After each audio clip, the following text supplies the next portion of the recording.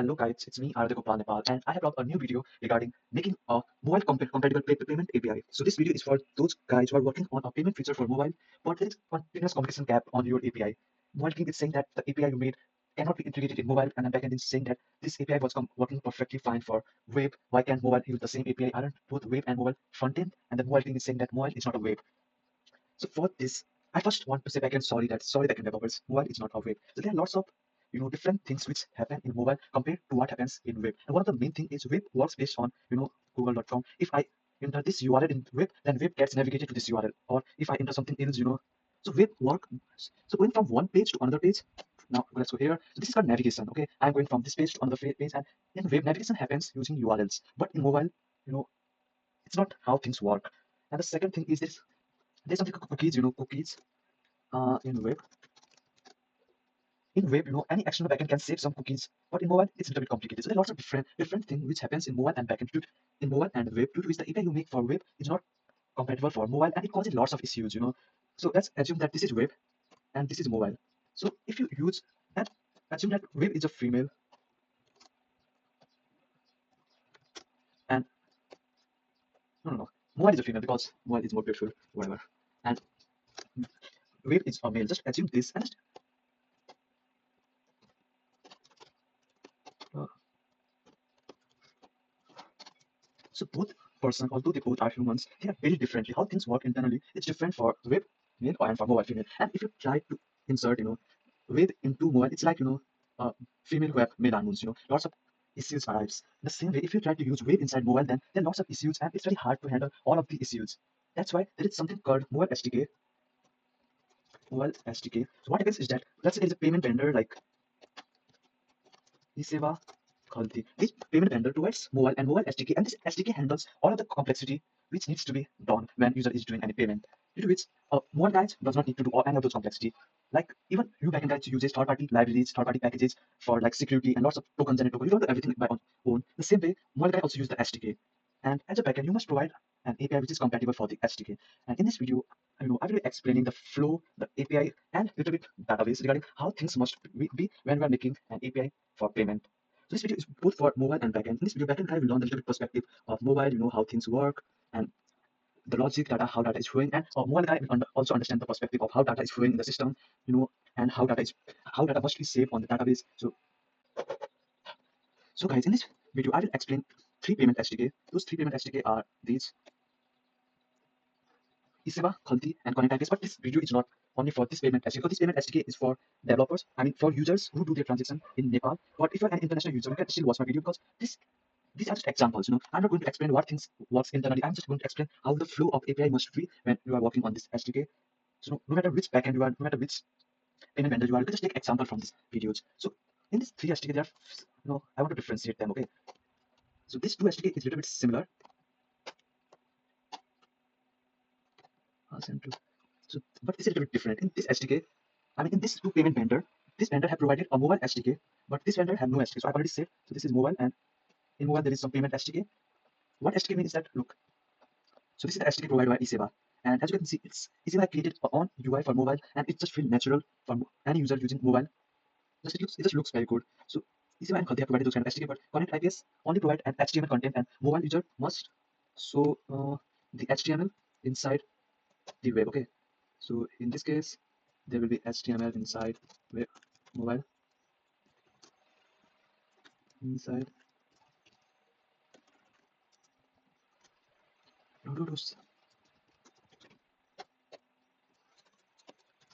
But in this case, there will be HTK of mobile.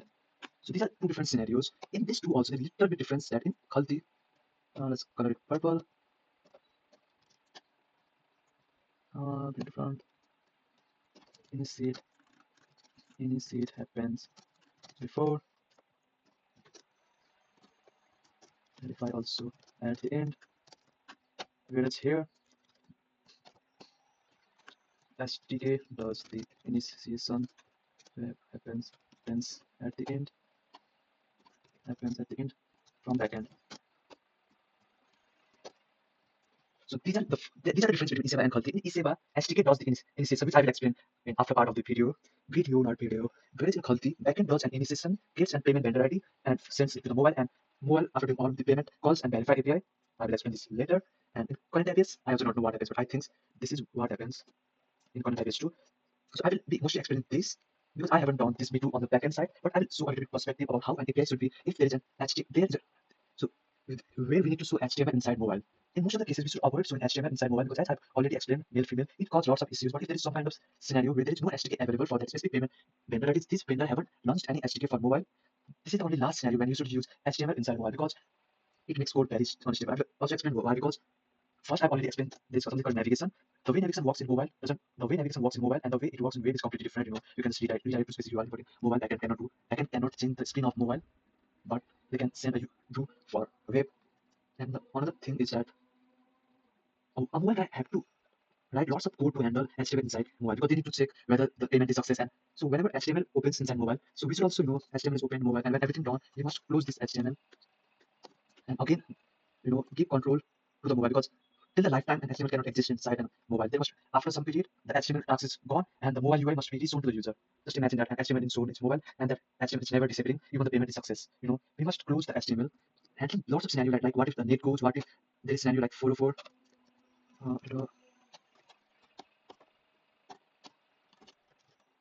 So if there's like 404 and then lots of scenario which is very hard to deal in mobile if you're using any HTML inside mobile. Another thing is, let's say to show any HTML inside mobile, this should use some web this should use web view plugin library extension third party package whatever you call. The problem it is that because you should use a package which have a browser inside and mobile app. But problem is if something new updates come with package, all of the flow you have done can break. If any major update comes in WebView, all of things will break. That's why you should always avoid showing HTML inside mobile and use SDK. And if there is no SDK available for payment vendor, that must be one of the finest time when you should use HTML inside mobile. And you should understand that this created lots of issues in mobile. And the another issue of using HTML inside mobile is that you have to deal about lots of flow of ConnectIPS. So ConnectIPS is a third-party payment, and you have to read entire document of ConnectIPS and implement as per that on your mobile. But one day, when suddenly ConnectIPS documentation change, you have to do everything again on your own. It's like you are reinventing a wheel on your own. Why should you deal all of this flow? You are just creating your own SDK for ConnectIPS if you are using HTML inside mobile. That's why I again and again and again and again, again and again and again and again say that always use SDK. If there is no SDK, complain ConnectIPS that why there is no SDK for mobile. Are you ignoring us? That's all about flow. Let's get started to the main API. So who is this guy? This guy is the user in our app who is actually going to do the payment, and this is the API which a backend guy must make for mobile. This is the flow about my video is imported. This is the flow about how the mobile API must. This is the flow regarding how mobile internally works and how the communication and between the mobile and backend must be. And I will also explain, a little bit database regarding how data must be persisted inside database because payment is not a small feature. If something went wrong, it creates lots of issues. Just imagine you have done payment on your app. You are a user, you are having a good day in your life, and something bad happens in your payment where your payment get deducted. You know, if you are using Esewa or if you are using Google Pay, something Apple Pay, something else, your amount get deducted from those vendor, but from app you receive something like this, payment fail. In this scenario, same scenario happened to me few days ago, and it created lots of panic inside me because I was having my great days. I was working normally as a work, and suddenly my amount get deducted, but I didn't get the resources for which I've done the payment, and now I have to call the customer support of them and complain and do lots of things. It's really annoying. So when you're implementing any payment feature, it's not just about implementing the payment feature. It's also about something called reconcile. Reconcile. I don't know if it is actually the word, but from my backend, this is something I listen lots of time because whenever the payment feature is on an app, as a developer, most of the time, the customer support issues which arrives is this reconcile, and this is an urgent issue because a user's money was deducted, and the customer support says that we need to fix this urgently. What happens is that the customer support listen to the user, and they must see whether the user is a fraud trying to steal our money or it is actually user whose payment get some issues. and we need to reconcile. So this is my API, this is my database, and in this API and database, I will explain all of the scenarios which not only deal with payment, it also makes the reconcile easy. So let's get started to the actual video regarding how to do payment in mobile. Ha.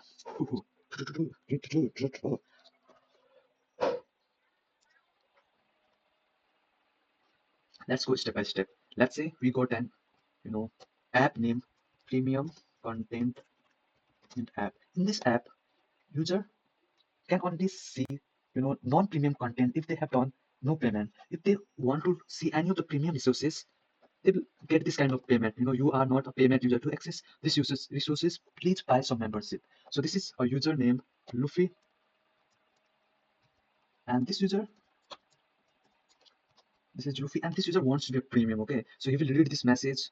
Oh, I'm not a premium. I must do some payment in the application, and he will click this be a premium button. So this weird icon, it's not a weird icon, it's actually a button. Since I'm a backend developer, I don't know how to make button UI. So this user will click this icon, be premium, and he will be navigated to this page where he will get a drop down, and from drop down he will choose which kind of premium feature he want to get, and he will pick one of the premium feature which he wants to get.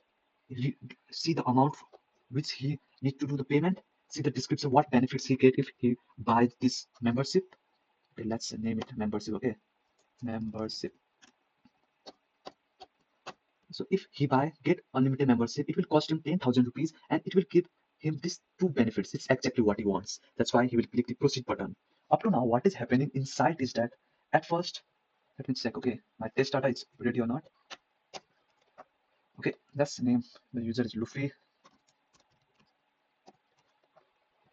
At first, when this user clicks Premium Resources API, the mobile developer will hit this API, Premium Content. Let's try it out. And we are getting that you are not a premium user to access these resources. Please buy membership. Let's have a view. So when they hit this API, they will get this, and they will display this message: you are not a premium user to access the resources. Please buy membership to here, and they will show a button to get premium. So a backend must provide an API which let the mobile developers or web developer to know that user is not a premium user. So according to this API, they will decide which screen to show to the user. If they are premium user, they must show the premium resources. Since Luffy haven't done any payment, I cannot show the premium content in this video. I will only show at the end. So keep watching up to the end. After that, Luffy goes here, and he wants to see all of the membership which this premium content app got, for which the mobile developer will hit this API. There are two membership currently available, that is Get Unlimited and Power of 5. And membership code is a unique code which denotes these, 5 denote these. And look, a backend must provide a dynamic data of our drop down at all of the time, because what if in future a new membership comes? Mobile cannot release a new update easily as a web developer can do. There are lots of, they have to submit app for Play Store, it goes on review, it might get rejected. The worst thing is web is something that is deployed on one server, but mobile is something that is distributed on many devices. So every user must update their app if they need to get some new update. That's why backend should try to make app as dynamic as possible. That's why all of the content, all of the data which are shown in the mobile, and all of the business logic which are shown in the mobile must be handled from backend. That's why this API is providing all of the membership which user got, and frontend will map this as per which, and the Luffy will pick one of the membership, and a pop-up will be shown using which payment vendor he is supposed to do the payment. It is actually better. So let me make up API, then I will explain what's better. So I've just created one new API, and so it is always better that which vendor is currently available, like Esewa, ConnectIPS, Khalti, it's provided from backend itself. Okay, so there's an API name available vendor. From this vendor, so I will get Esewa is currently available, ConnectIPS is currently available, and Khalti is currently available. So since this is third-party payment services, what happens is that sometimes there is something wrong with Esewa server, and at that time we must disable Esewa from our app, and this thing must dynamically come from backend, so that when Esewa is off, we will just disable this from backend, and Esewa will not be shown to the user here. Khalti and ConnectIPS, it will be only these two will be shown, and there is no chaos. But what if these three are shown, user clicks Esewa and clicks proceed, but at this time Esewa was down and 1,000 depending on your user, will complain at customer support, hey, your app is useless. I clicked Esewa, but it is saying there is something wrong with the server. What kind of app you make? But it wasn't actually your issue. It was actually the third party issue. So whenever you're making API and there is a third party dependency, you should make an API which shows whether the third party vendor is available or not to do that specific payment. So right now, these three vendor is available: Esewa, ConnectIPS, Khalti. Luffy wants to have lots of money because it is 10,000 amount. Luffy has 10,000 amount on Esewa, so he will pick Esewa. I will. So Luffy select Esewa and he will click proceed. What does it means that he's clicking this initiate API? So let's try it out. In vendor, there is Esewa, but what's the mobile guy pass on membership? Let's try it out. So here Luffy click get unlimited. That's why its membership code is uni. So let's copy it out and paste it here. So for security reason, I'm not passing ID. I'm always passing code or some UUID. It depends on you what you want to do. But the thing is, when a mobile wants to open a payment SDK, so as I've seen in Esewa and Khalti, we are using SDK on mobile. Whenever a mobile team wants to open SDK, they need some kind of public key, because SDK works on encryption, as SDK does the encryption using public key and sends the request to the backend. Backend have a private key. They decrypt the data using the private key. This kind of encryption happen on those kind of payment SDK. That's why mobile team needs an public keys in order to open the SDK. And there are two scenarios. What we can do. First thing we can do is that make mobile team to uh, save public key in mobile. So a backend can save mobile that hey, just save the public key in mobile. Also, in order to open this payment SDK, they must pass an unique transaction ID. A backend guy can even say that you know generate unique transaction ID on the mobile itself. So these kind of things are constantly being said from backend to the mobile team. Just do it yourself on mobile. But this is, let me use this line. And let me 50, no, 100, 200. So these are the wrong things which these are actually the worst thing a mobile developer can do. Okay, mobile developers should not save the public key in the mobile, and a mobile developer must not generate a unique transaction ID on the mobile. Why they should not save public key? Because it causes lots of security issue. Okay, even a backend team should not save the public key on the backend code itself. They must save the public key either on env. So either so a backend should either save this public key, secret key on env, or they should save on database, but they should not save this key on the code itself. And making front end do this kind of thing is even worse. Always back, because this is about data, and data should not be generated for mobile. It's backend who do all of the complexity of dealing with data and providing to the mobile. So there must be always an initiate API. So whenever a user clicks a payment vendor and click proceed, mobile guys should API hit an initiate API provided by a backend, which looks something like this. For Esewa, this initiate API must return these details. For your payment vendor, you should contact your payment vendor. But there is a client ID. Let's open Esewa SDK Flutter. Okay. So whenever you are making mobile, you should not watch, what. So most of the backend was these things, and so for mobile to do the payment, they need this kind of details. Okay, they need environment, just ignore it. They need client ID.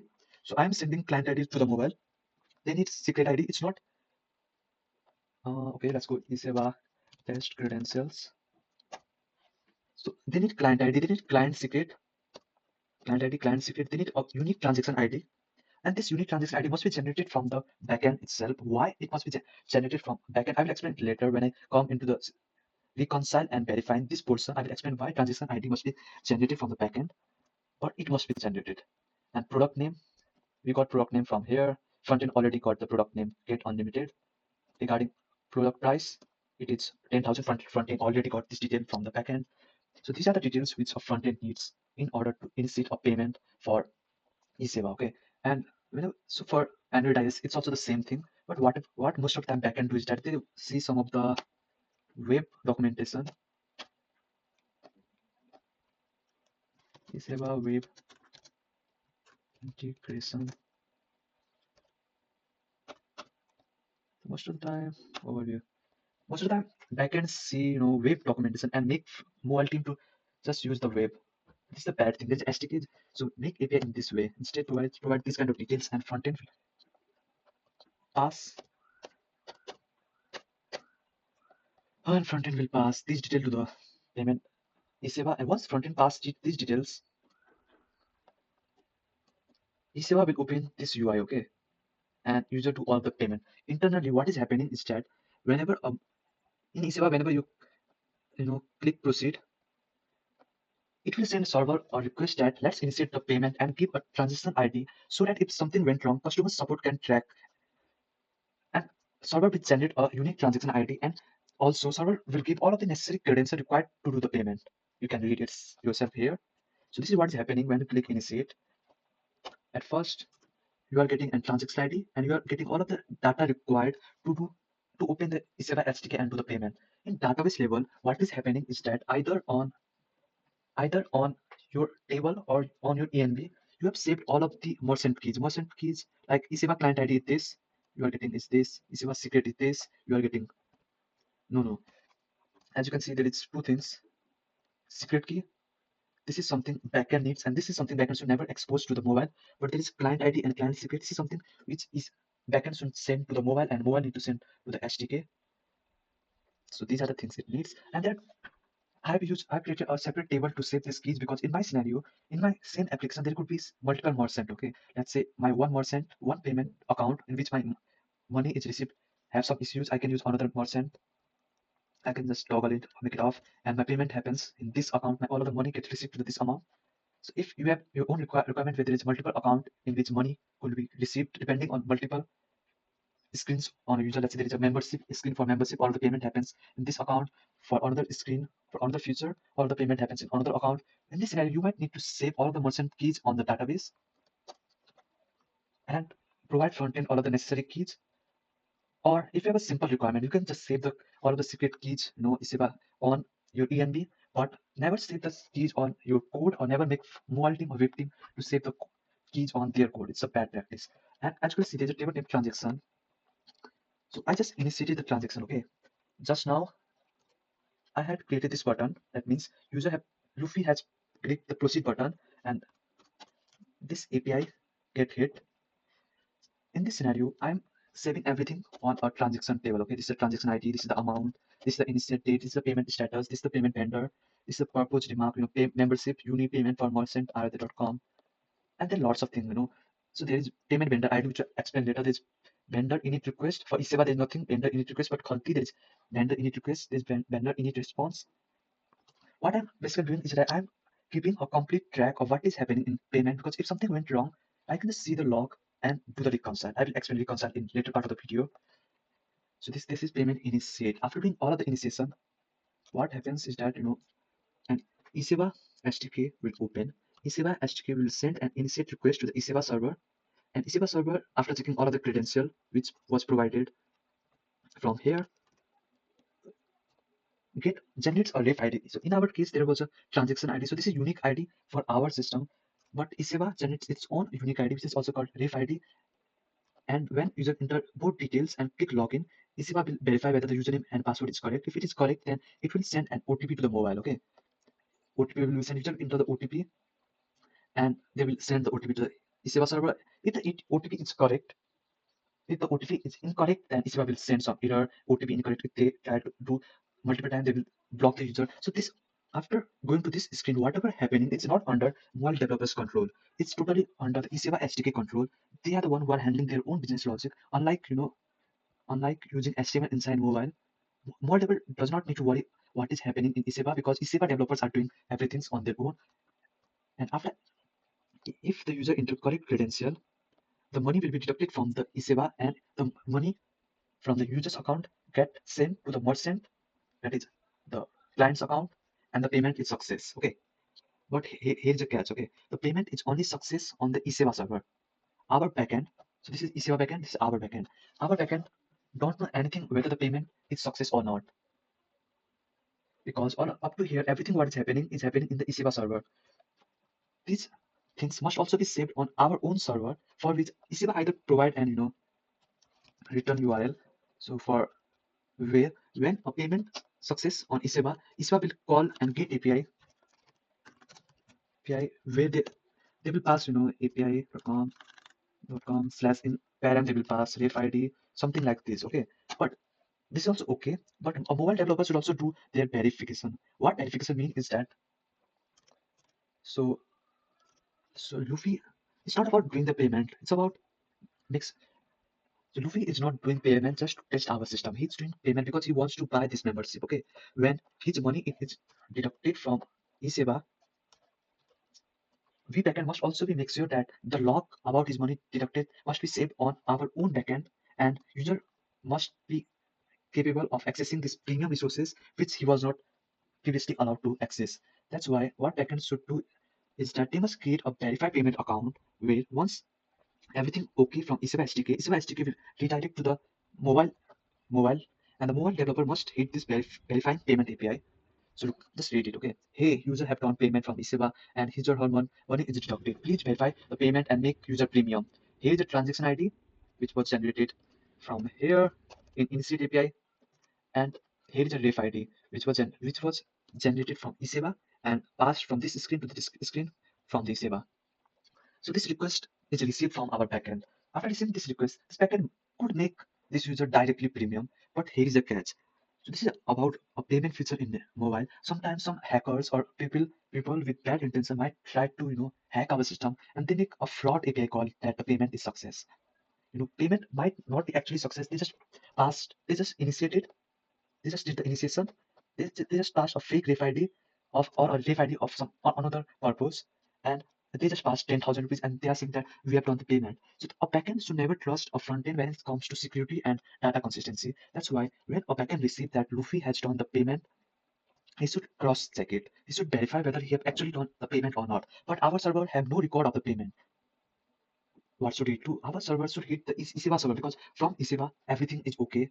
The money was deducted from the user, it was passed to the merchant. Esewa server have logs of everything, and our server should use this, Esewa test credentials. So, so our server have this secret key. Using this secret key and using, inquiry API, using the secret key and using this inquiry, our server should cross-check whether the payment was actually done or not. So our server is saying that, hey, mobile is saying he or she have done the payment, but I don't trust anyone. When it comes about money, please verify, is everything okay? Yes, his money was dirty and was sent to your merchant account. You can make user premium. Okay, so now our backend knows that Luffy have actually done the premium, so he can make the user premium. Okay, let's try it out.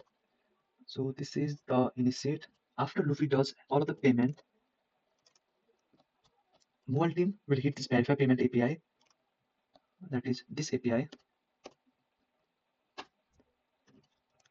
and they will pass a unique ref ID which was generated from Esewa, and only mobile team have this ref ID up to now in Esewa. So since my API is currently demo API, I can pass anything.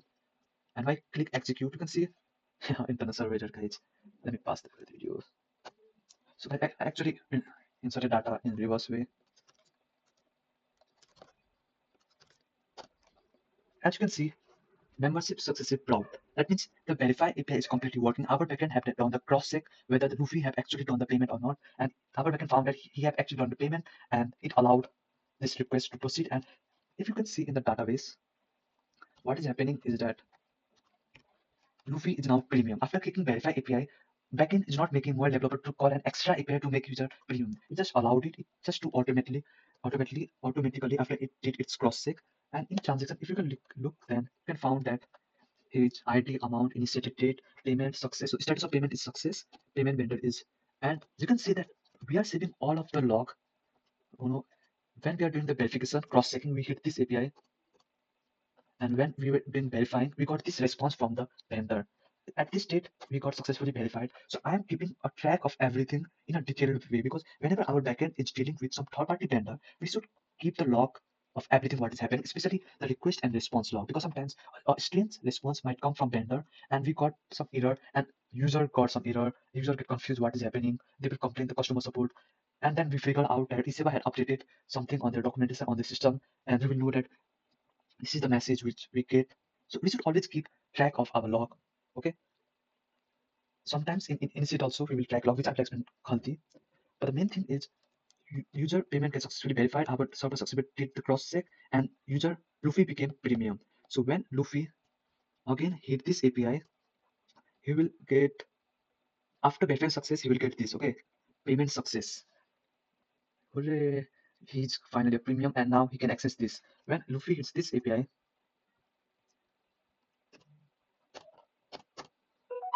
he will get this. This is the premium content which you are viewing since you have paid the membership. And oh, here it is. This is the this is very premium content which you are viewing since you have paid the membership. So this is the good case scenario which should happen to the user, but sometimes bad things happens. Sometimes what could happen is that, so as you know, when this interface is opened, all of the thing which is happening in Esewa server, okay? But after, the main issue happened when user get navigate from this portion to this portion, because it means that user get navigated from Esewa server to our server. Sometimes Esewa server is completely working fine and user amount get deducted from Esewa, but while verifying, our server could be down, or there could be some migration happening in our server, due to which user payment failed. Imagine guys, you have done 10,000 payment for an app and you get this error. Your amount might be deducted from Esewa, but something went wrong from our side. And when you try to access the premium content, you again get this issue. You are not a premium user. Don't this makes you mad? Your 10,000 is deducted. You are still not premium in this app. It feels like this app is a fraud app and it is taking your money back. It's looting your money. Due to which, what this user will do is that this user will contact the customer support. Obviously, he will not talk in this sweet voice. He will say some of the rude words and he will say that, hey, customer support, my money was deducted, but I am getting failed message. I am getting no premium feature despite my payment. My email is abcd@gmail.com. Please reconcile my payment. So this kind of details the Luffy will say to the customer support, and now customer support should debug that whether this user is a fraud, he's trying to steal money from our system, or his actual money was deducted, and we need to give him the premium feature. So this is called reconcile. And due to this reconcile, we should save a proper log of whatever happening on the vendor request response and its entire life cycle. So that's why I previously said that, so in it, we should not make front end to generate this transaction ID. We should generate this transaction ID on our own, because if something went wrong, we can just check. Okay, so user ID one. I forgot. So where user ID is equal to one. So obviously one row. We will get this table, and as we can see, so let's do another payment. Okay, let execute.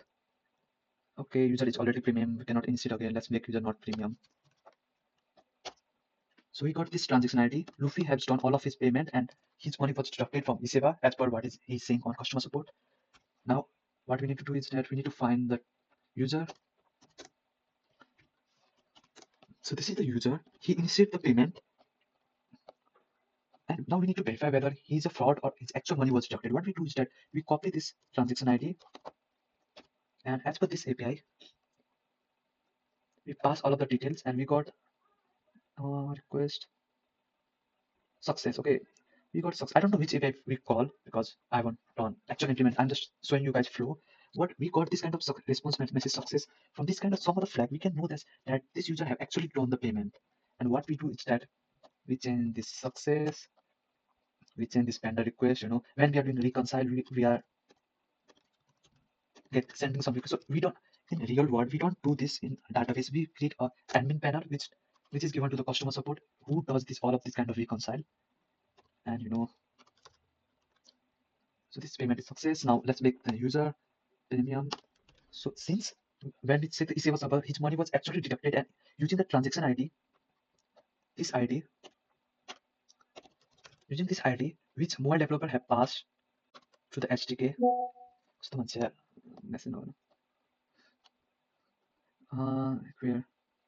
Here, Esewa knows that this transaction ID denotes this transaction, and whenever we hit this API, we can know the status, whether payment was done, whether this is a fraud, and we can reconcile user amount. In this way, customers will check, okay, let's check whether user have actually done the payment or he is just lying to us. If actual payment was done by him or her, the membership, and then thanks to the customer support, in payment, customer support is must required thing. If there's any payment feature in your app, and customer support makes payment success, and they will make user premium. But sometimes there's also another scenario which happens, like sometimes from Esewa, instead of success, we got response like pending.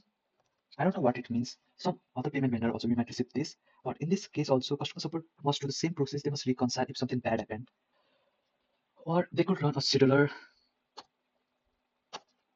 So this is everything I just said was manual reconcile, or a system can run no automated reconcile, in which what happens is that all payment which are initiated and pending might be some technical issue. So every 12 a.m.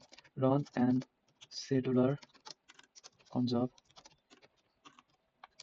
which hits Esewa ID using the transaction ID and verify whether there was some issue. So these kind of things could be done where every some duration payment status in success pending.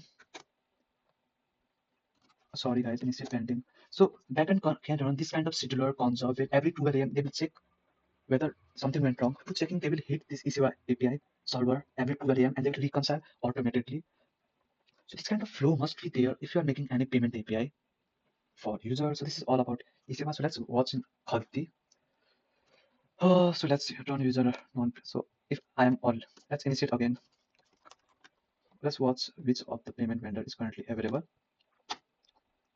Khalti is currently available. Payment vendor Khalti. Let's not buy uni. Actually, let's buy 5 out of 5. Execute. Oops, user is already premium. Let's turn user not premium. Okay, so for Khalti, you must provide user this kind of response. If you look onto Khalti SDK, Khalti test credential.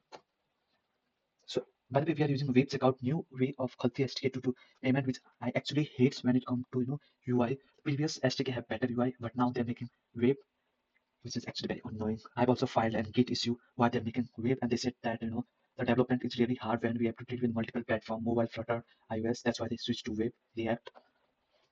If you go here in web also, in web, a mobile team needs these two details from backend when they want to initiate a payment. The first thing is public IP and the second is PIDX.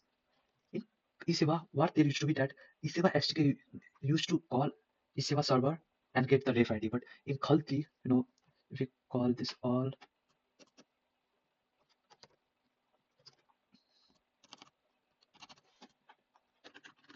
Khalti server, this purple.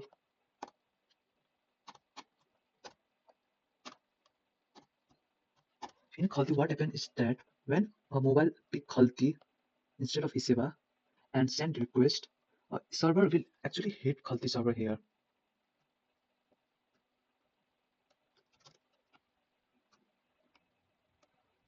And they will say something like this, okay, hey, user wants to do payment of 10,000 rupees. Please initiate this payment. After payment, this is the return URL. This is the other details you need. Unlike Khalti, so as I've already explained here, in Esewa SDK Thursday initiation verify happens at the end, but in Khalti from backend initiate happens before mobile SDK opens the Khalti UI. It's actually a good thing. I like it. And after doing all of the things, Khalti will provide an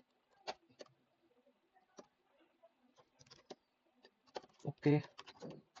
Here is the PIDX for the transaction. Khalti will provide an PIDX to our server, and our server will provide this PIDX to the mobile. If you can look at this response, so PIDX is a unique transaction ID of Khalti server.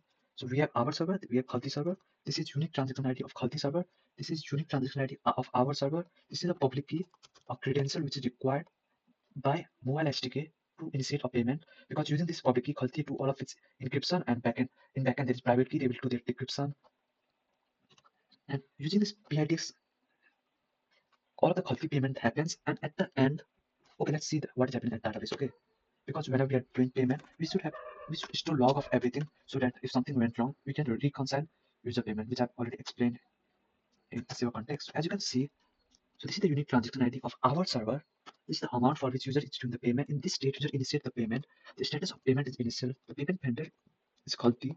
Unlike Esewa, in Khalti, we create vendor ID when we initiate it. That's why backend team saves all of the log. They simply save the payment vendor ID.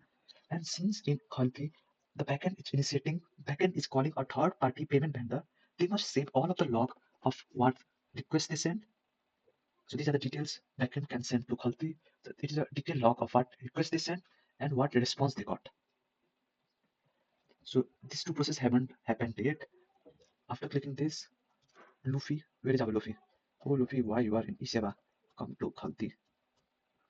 After doing this, instead of this, I have no time of showing Khalti UI, but instead of this, Khalti UI will be shown. And after Luffy do successful payment, the amount will be deducted from Luffy's Khalti and it will be sent to our merchant. And now all of these things has happened on Khalti server. Now we need to save this log to our server also. And now we also need to make user from non-premium to premium. In to do all of these things, so there is something called verify API. So if we go to verify API, we need to pass these two details, PIDX, transaction ID. Uh, After passing PIDX and transaction ID, I'm explaining everything again, okay, which I've already explained in ECR because some of you user might only watch Khalti directly. So after doing all of the, after mobile team hit this verify API, our backend will cross-check whether this request is a fraud request or this loop has actually done the payment. Since backend already have this PIDX, payment vendor ID, they will hit this Khalti API.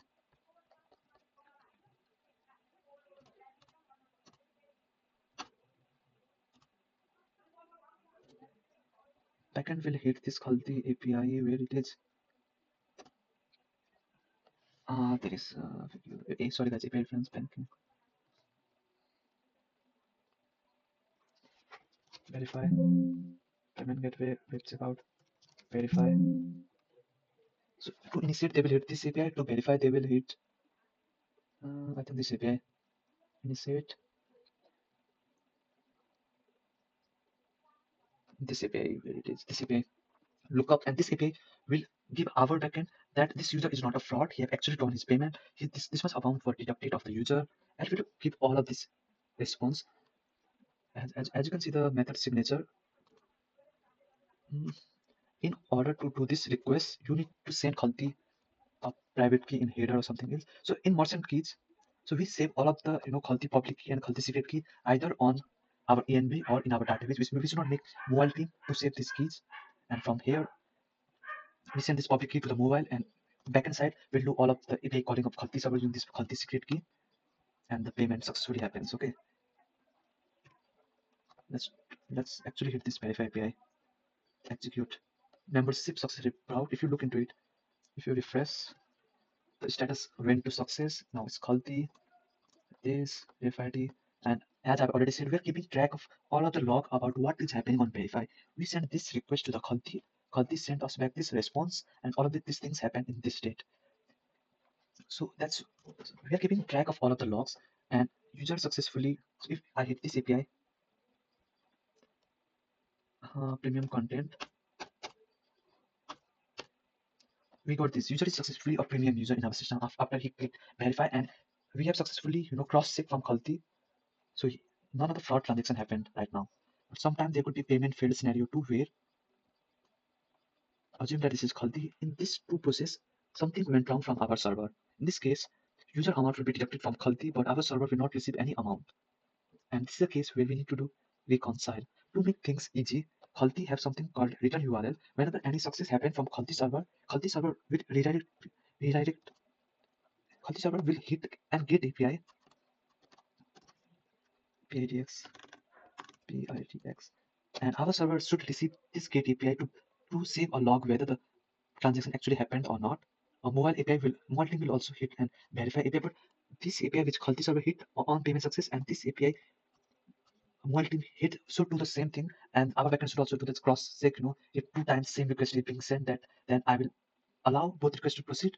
I will send success in both requests, but in database I will only save log of one request, because if Khalti server hit this request, it is success, user is successfully premium now. But while mobile team is doing verifying, since it's the same request, you send already premium. Now mobile team will think that, customer will think that my payment is actually failed, but this error actually occurred due to duplicacy, due to which backends will handle this scenario. But my main concern is, let's say from Khalti, the user amount was deducted, but our something went wrong when our server was doing verification. In this case, the user will call customer support and complain their issue, and customer support must, let's make it happen again. Let's turn this user not 5, not premium again. And when I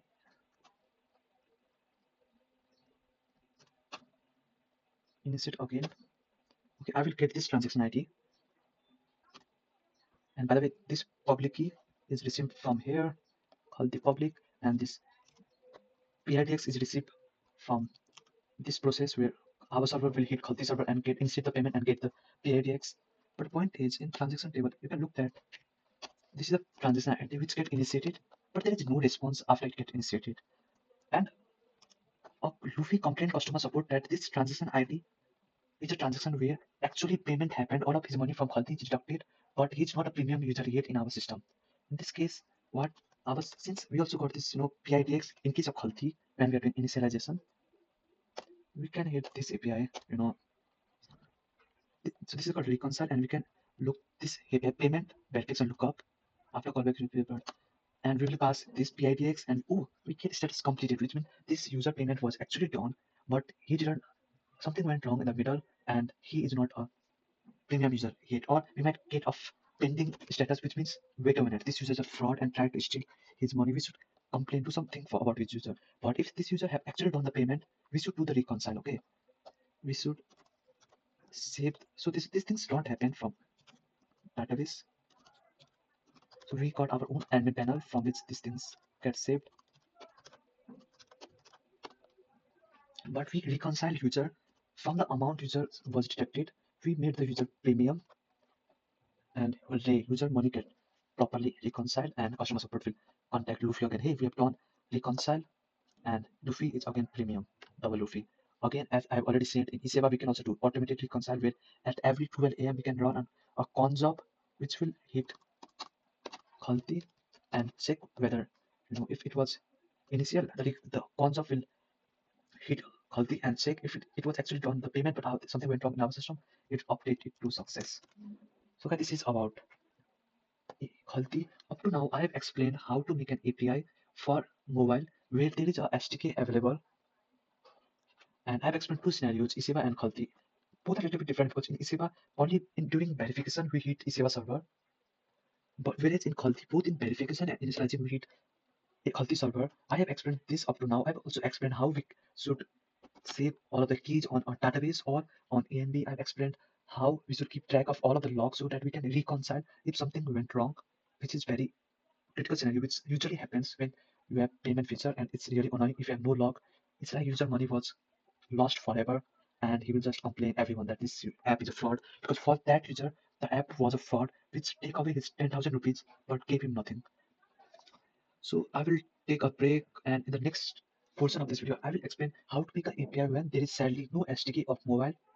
So in this case we must return HTML in response the same way we do for web, but we do a little bit tweaks on response. So just keep with me and watch my next video.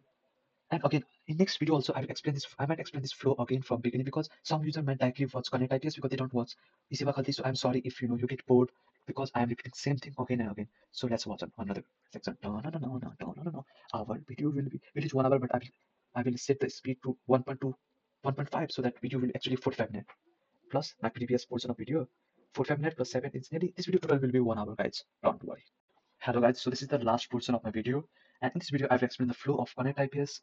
Like Khalti and Esewa, I will not go in depth, and I will not explain the same thing again and again. I will just explain the flow which you need to do when there is no SDK or of mobile, and you need to send HTML and make mobile developers to show a web view inside mobile. What kind of API you need to make is what I'm going to show you in this video. When user initially, let's get all of the available vendors which I get have, whose service is currently available. So wow, all of these vendor service is available. So let's send ConnectIPS, and I want to buy which membership. I have 10,000 rupees right now in my bank, so that's why I want to buy Uni, get unlimited membership. Let's push and execute. Oops, I'm already a premium. I cannot do another payment. So let's change the database. Okay, make this not premium, and when I hit again, execute. So this is the kind of API which a backend must make when they're making API for. I've already explained it. Want this, do this, in this instead. At first, backend should return a web page because they know SDK page slash n find all HTML save. So backend need to return this kind of response, and the mobile team will show the same content in mobile. They will show the same content on mobile. Or sometimes there is some another way in ConnectIPS. I'm not explaining ConnectIPS, okay? I'm explaining how flow works. What I think this is the how flow work. Backend returns all of this response, and the mobile team just show this response on mobile. All of the internal logic, sending lots of keys of ConnectIPS, it's handled by backend. Backend sets all of the JavaScript, you know, because this is about business logic. Either so if you're integrating payment, either mobile will use SDK or they need an HTML which have JavaScript, and mobile team should not do any business logic inside mobile. Okay, because mobile is not something that is dynamic.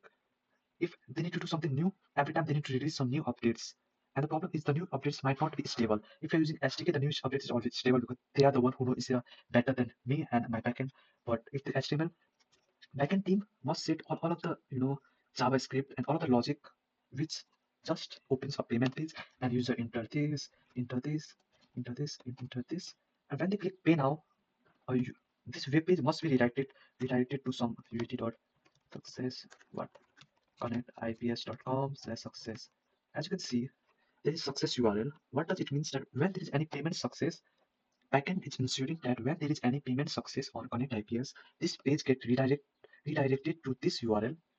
And backend is also saying that whenever this page get redirected to this URL, just close the web and get back to mobile. Okay, because you cannot open web inside mobile forever. User cannot be trapped inside web because they are not using web, they are using mobile. They are just opening web interface to do payment. Once payment is done, the web must be closed and the user must be resumed to the mobile. For that, backend must provide this success URL, and frontend will do something like this. Okay, if current URL dot contains success, then if it current URL. Sometimes there might be some payment failure due to which user cannot proceed the payment, in which a backend must ensure that if there is any payment during if there is any issue during the payment, it's actually error, there is a typo mistake. If there is any error during the payment, backend will redirect this page to this error. And using this contract, what will do something like this. If there is error, then go to error screen. What does it means? That if there is any error, they will go to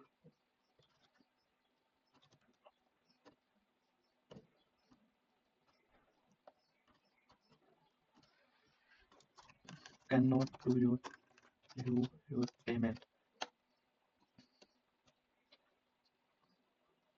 On any error, the web page inside mobile will close, and mobile developer gets the control of their mobile again, and they will navigate user to this error screen. That's why you must send this error URL, and if there is any success, you must redirect user to the success URL. And on success URL, mobile developer will do something like this to do the verification, final params, and transaction ID is equal to current URL dot params transaction ID. Do the verification. they will do something like this. For a developer, you will understand what this code means. What it means that whenever success, ConnectIPS itself pass transaction ID is equal to something something something, and whenever the success, mobile developer will at first redirect user to this screen.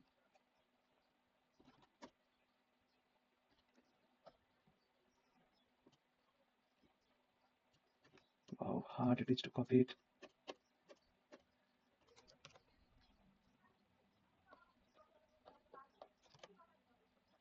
Payment success, and mobile developer will close the web view and they will get again control over the mobile. Okay, payment success, and they might do this verification also, verifying payment.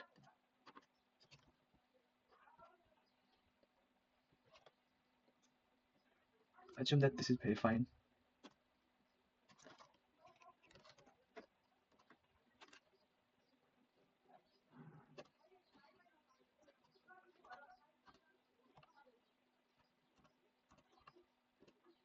So I cannot explain it. Just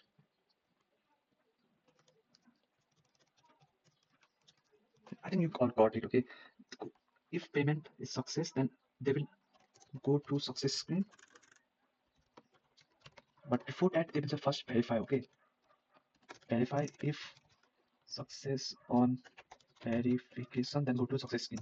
So these kind of things will be done on mobile developers, but they need this URL. Mobile developers should not hardcode this URL on their code. They must ask the backend to provide in which URL you will navigate on the web view on success or error, so that work can know that the payment features flow is completed, and they can get the control back from web view and open the app again. Otherwise, user will be trapped on the web, and they will hit the verification API. What does verification API is already known to you all. Just if you can look into this diagram, on payment success from ConnectIPS server, the amount is deducted and the merchant get the money. But in our server, user is still not a premium user. So in verification, at first we must cross-check from the ConnectIPS server whether the request is fraud or not. If the request is not fraud, deduct we must save the deducted money in our database transaction and make the user premium. Another thing is in the success URL, our backend also make okay leave it. So this kind of things should be done on verification, and this kind of flow must be if there is no SDK in mobile. Repeating again, in short, backend should make sure that the HTML they provide have enough JavaScript that to dodge all of the payment, and on payment success backend must ensure that either the web page get redirected to this URL or it get redirected to this URL.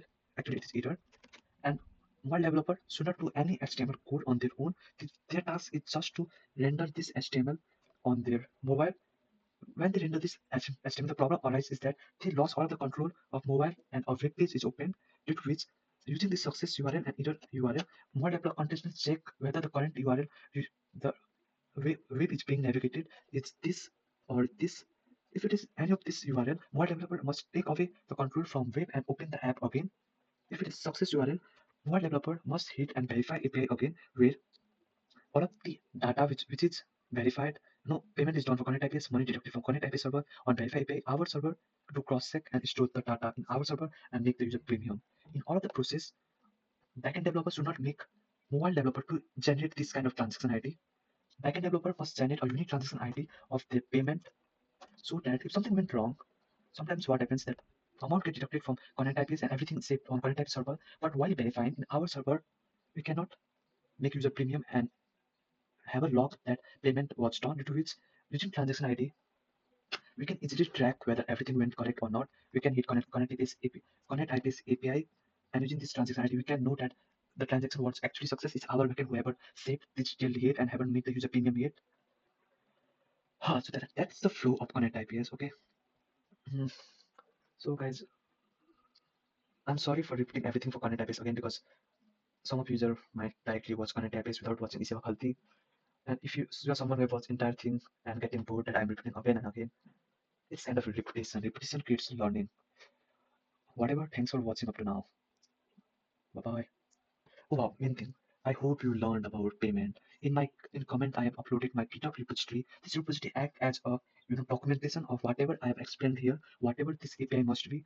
Because in future, if you want to come back, you will not watch my video again. You will just watch my GitHub repo and just view the documentation. Oh this, then this, oh this, then this. And this image will also be uploaded on my GitHub, so you can just read the README and know this flow. Mm, on any error, you can comment down. And final thing is that if you look on my GitHub, you can read my GitHub README. But if you look on my GitHub code, since this code was written so that my video will not be dependent regardless of which backend is used, do not look inside code. Okay, everything which is happening in this flow is a dummy flow. I will not actually implement any of the flow. My agenda is just to create a bridge between backend and frontend, so they can have some documentation regarding how their API should be on the communication level. Okay, what is happening internally on mobile, what is happening internally on backend will not be there in my repository and was not in my video, but what was happening at a communication level, that is in our backend, it's all explained in my video, and it's all documentation will be available on my GitHub's README. Thank you for watching up to here.